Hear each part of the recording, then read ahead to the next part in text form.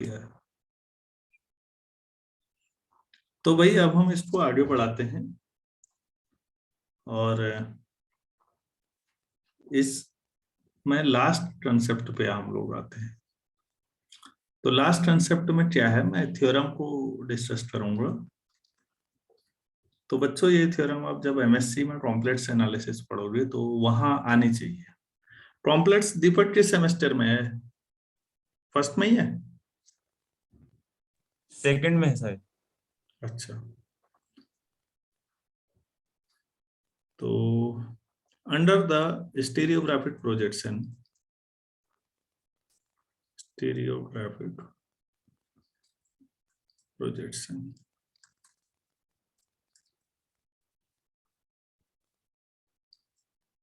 circles on the sphere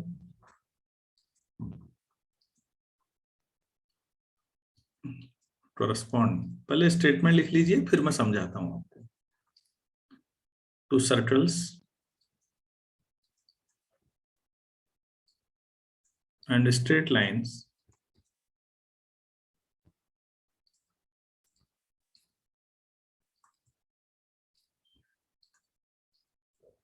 in the plane and vice versa।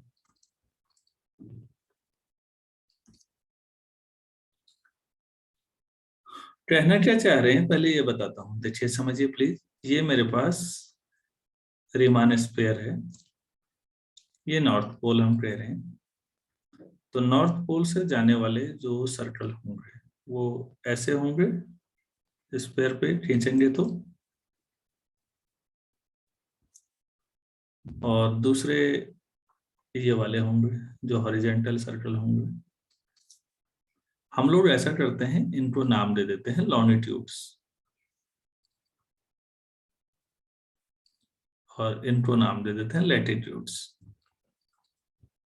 ये वैसे basically geography के नाम है नहीं? सोचो,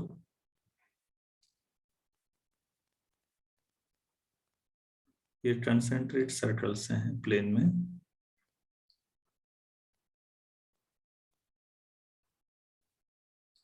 और बाकी कुछ लाइनें बना देते हैं ओरिजिन से पास होने वाली इस टाइप की।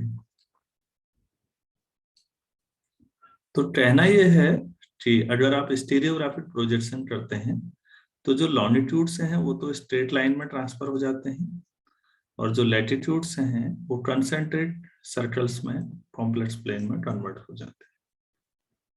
ये प्रूफ करना है। स्टीरियोग्राफिक प्रोजेक्शन जब होता है तो रीमान स्फीयर में वो वाले सर्कल जो नॉर्थ पोल से पास होते हैं वो सब ओरिजिन से पास होने वाली लाइनों में कन्वर्ट हो जाते हैं, और जो लैटिट्यूड है, इक्वेटोरियल प्लेन जो आपका बनता है इक्वेटर में, उसके पैरेलल जो ये आपके सर्कल बनते हैं, ये सर्कल कंसेंट्रिक सर्कल्स में कॉम्प्लेक्स प्लेन में कन्वर्ट हो जाते हैं। ये बताना है स्टीरियोग्राफी की खासियत ये है। मतलब सोचो, लोगों ने हर तरीके से दिमाग लगा रखा है।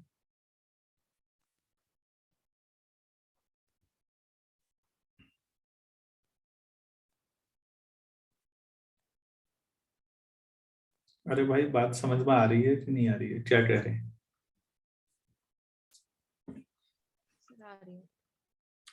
बच्चों? जो नॉर्थ पोल से पास होने वाले सर्कल हैं वो लाइन में कन्वर्ट हो जाएंगे स्टीरियोग्राफिक प्रोजेक्शन की मदद से, और जो इक्वेटोरियल प्लेन के पैरेलल सर्कल बनेंगे वो ओरिजिन से पास होने वाले कंसेंट्रेट सर्कल्स में कन्वर्ट हो जाएंगे। तो सर्कल और लाइन की कहानी जब आई रही है तो थोड़ा सा मैं यहाँ पर एक हेडिंग डाल दूं, भले प्रूफ से भले डिस्कशन। आप नोट्स में भी ऐसे डालिएगा, कोई दिक्कत नहीं, ताकि आपको याद रहे। पहले कुछ चीजें बातचीत कर लेते हैं, उसके बाद मैं आपको बताऊंगा कि ये कैसे सर्कल है। In general equation of circle is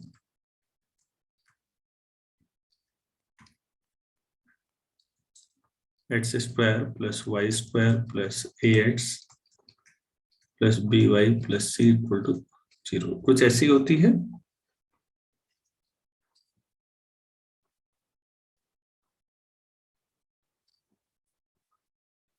circle की इक्वेशन आप इसको ऐसे लिख सकते हैं, x square plus a x y square plus b Y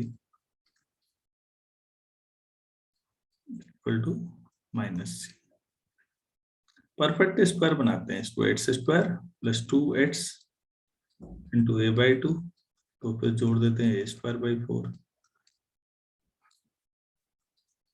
ऐसे ही वाई स्क्वायर प्लस 2y, लेकिन इसके साथ तो b है तो b बाई 2 करना पड़ेगा, तो अगले टर्म बी स्क्वायर बाई 4। अब जो यहाँ जोड़ रहे हो भाई ये यहाँ भी जोड़ो, A square by 4 plus B square by 4 minus C. बच्चों मैं आपकी सुविधा के लिए इसको हाई स्कूल इंटर लेवल पे ले जा रहा हूँ, ये समझाने के लिए। डायरेक्ट लिखता आपको दिक्कत होती है। A square plus B square by 4 minus C, ये तो ये सर्किल की इक्वेशन होती है, ऐसा तो मालूम होगा सबको।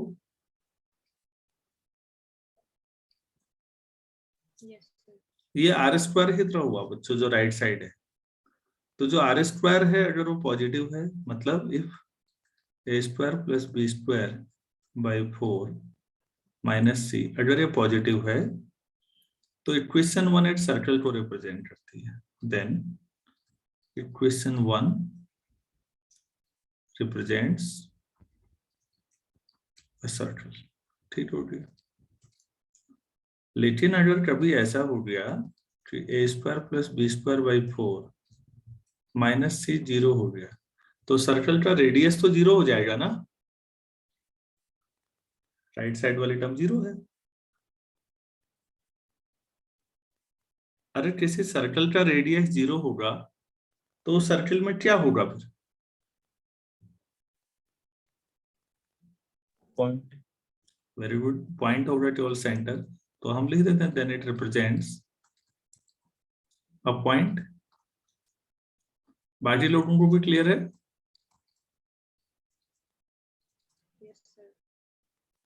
और तीसरा, if A square plus B square by 4 minus c less than 0, अगर ऐसा होगा then it represents an empty set, क्योंकि लेफ्ट हैंड साइड स्क्वायर का सम है तो वो नेगेटिव नहीं हो सकता, और राइट साइड नेगेटिव हो रहा है, तो ऐसा पॉसिबल नहीं है। तो ये इम्पॉसिबल को ही हम 5 से दिखाते हैं, नल सेट दिखाते हैं। क्लियर है? एक मिनट फिर होल्ड करिएगा। हाँ मैं नमस्कार।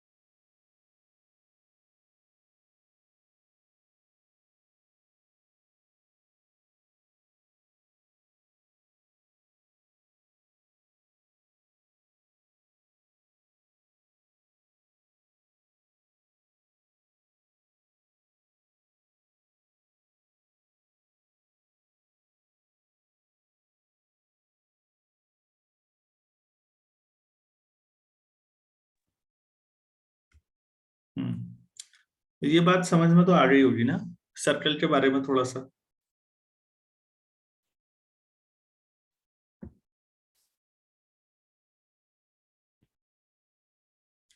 अच्छा ये बताइए यस कि सर। किसी स्फेयर को प्लेन से काटते हैं तो क्या बनता है? ये स्फेयर है और ये प्लेन है, तो स्फेयर बच्चों ऐसा समझ लो, कोई गोल चीज सेव समझ लो, और प्लेन चाटू हुआ, तो चाकू से जब आप प्लेन को काटते हैं, चाकू से स्फेयर को काटते हैं, तो सर्कल बनता है वहां पर। अरे काट दो यस ना। सर। तो आप लोग समझ पा रहे हैं कि यहाँ पर सर्कल बनेगा एक। तो सर्कल कब बनता है अगर मैथ्स में पूछा जाए, तो आप क्या जवाब देंगे?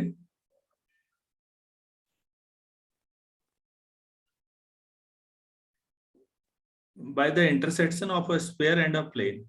ये ठीक है या नहीं?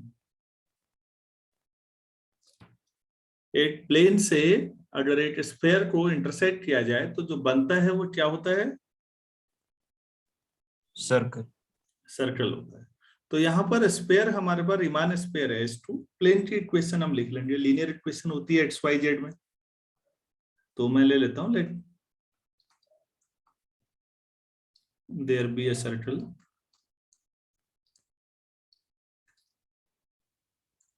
circle in S2 which is the intersection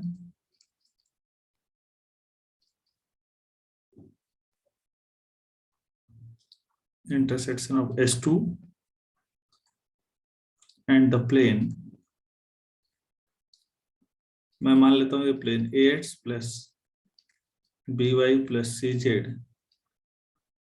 plus DI equal to DAT by the constant.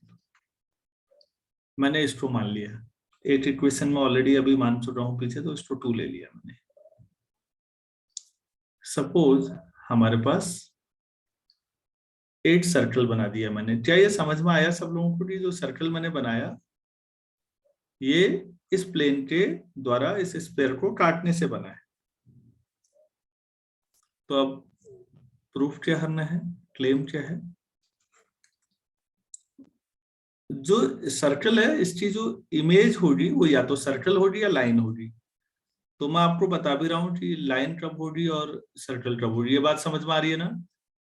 पहले लेफ्ट हैंड साइड में रीमान स्फीयर को एक प्लेन से काटा गया, वो आर्बिट्ररी था, हमें नहीं पता कहाँ काटा। अब हमें ये प्रूफ करना है कि उस जो आपने लेफ्ट में सर्कल बनाया उसकी जो इमेज है राइट साइड में कॉम्प्लेक्स प्लेन में, वो या तो लाइन बनेगी या सर्कल बनेगी। कब लाइन बनेगी? लॉन्गिट्यूड के मामले में, मतलब जब लेफ्ट साइड का सर्कल नॉर्थ पोल से पास हो रहा होगा, वरना सर्कल की इमेज सर्कल पे जाएगी। ये प्रूफ करना है हमने। तो मैं क्लेम कर रहा हूं image of that circle is either a circle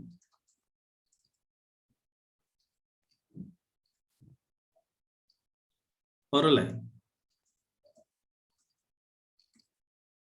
तो ठीक है, मैं मान लेता हूं कोई पॉइंट कैपिटल XYZ किसमें, S2 में। तो फिर ये कोई पॉइंट है S2 में, तो ये प्लेन की इक्वेशन को सेटिस्फाई करेगा।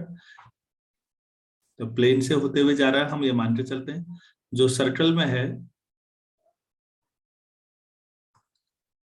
XYZ, ऐसे लिख देता हूँ, ऑल्सो सेटिस्फाई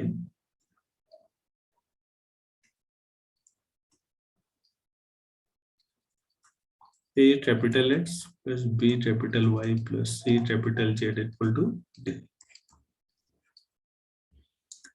हमने कैपिटल XYZ ही जो आज पढ़ा है, capital X equal to 2x upon mod Z square plus 1, capital Y equal to 2y upon mod Z square plus 1, और capital Z equal to mod Z square minus 1 upon mod Z square plus 1। तो हमें क्या मिलेगा, इसमें रख देते A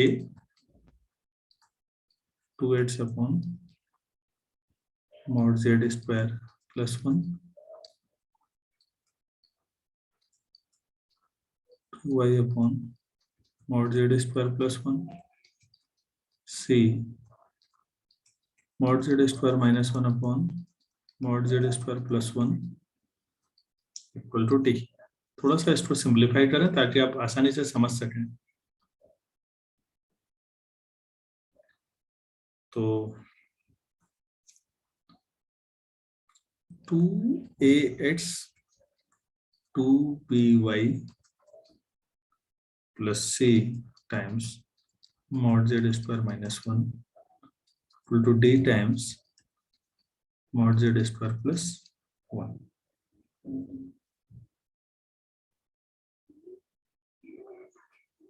ठीक बने?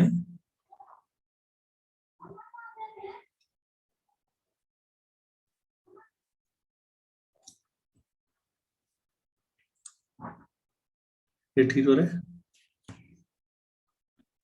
2ax 2by plus c minus T कर दूं तो मॉड जेड स्क्वायर, एक जेड बचेगा तो c प्लस टी। बल्कि ऐसा कर देता हूँ, c माइनस टी से डिवाइड ही कर लूं तो mod z square plus 2a upon c minus t into x plus 2b upon c minus T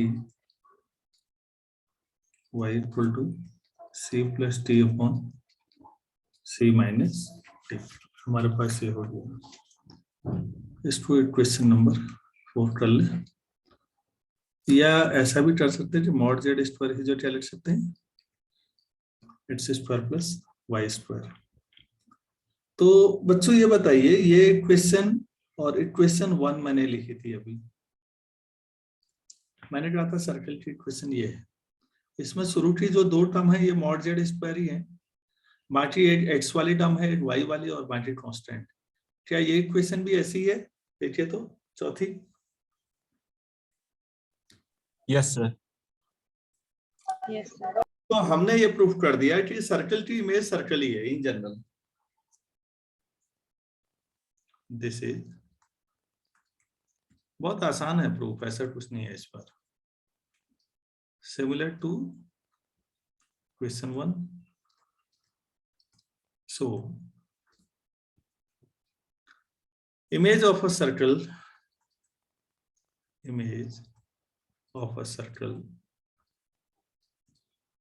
is in general a circle। तो सर्कल की इमेज स्टीरियोग्राफिक प्रोजेक्शन में सर्कल ही आती है। ठीक हो गया।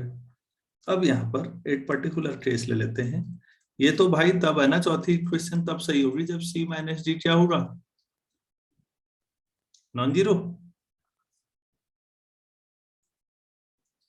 अगर c माइनस डी जीरो आ गया और c equal to D,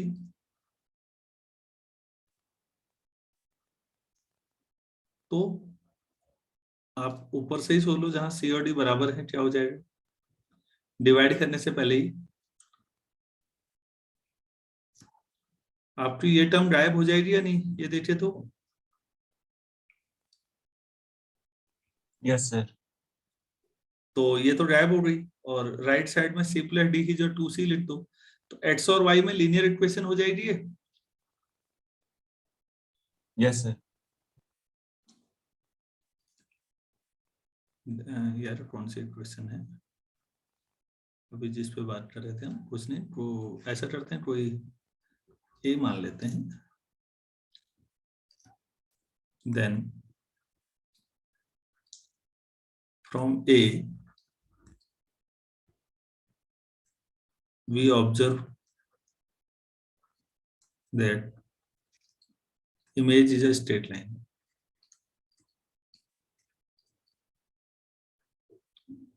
straight line।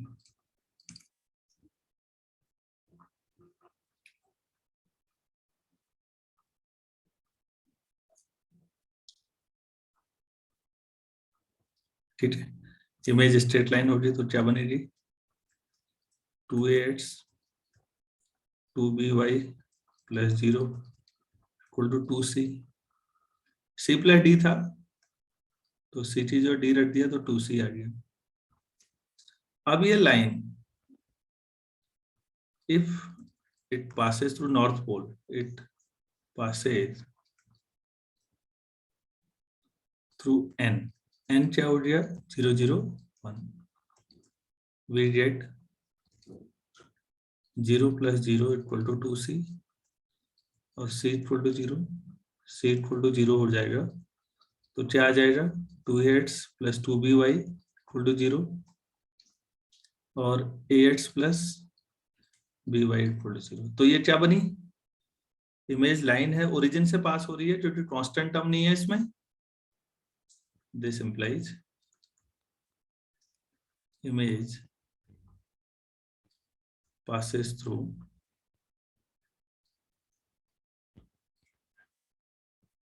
a origin that is और लॉन्गिट्यूडिनल सर्कल मान लेते हैं तो वो किसमें कन्वर्ट हो रहा है लाइन थ्रू ओरिजिन और रेस्ट सर्कल जो है वो जो बनेंगे वो किस में पास होंगे वो सर्कल्स में पास होंगे तो ये एक लास्ट कंसेप्ट अभी जो है रीमान स्क्वायर पे यूजफुल जो हमें लगता है यहाँ तक क्या ये पूरा समझ में आया आप लोगों को बहुत बड़ा कंसेप्ट नहीं है यहाँ से था तो उसके लिए मैंने पहले थोड़ा सर्कल के बारे में बताया और फिर ये मैथमेटिकल था जो असली समझाना था वो शुरू में ये वाला था तो इसे याद रखिएगा कई जो फ्यूचर में यूजीसी नेट या कई एग्जाम्स में यूजफुल हो सकता है तो ये बताओ यार कि आज स्टीरियोग्राफिक प्रोजेक्शन अच्छी तरह क्लियर हो पाया